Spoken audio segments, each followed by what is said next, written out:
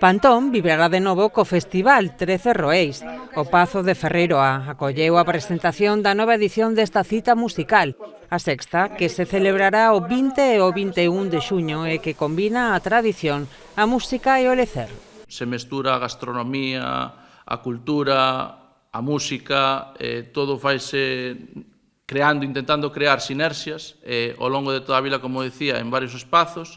Na presentación do festival, a deputada de Turismo, Pilar García Porto, destacou a colaboración da institución provincial, que aumenta este ano ata os 7.200 euros para impulsar esta cita musical da Ribeira Sacra, coa que dinamizar económica e socialmente o municipio e a súa comarca.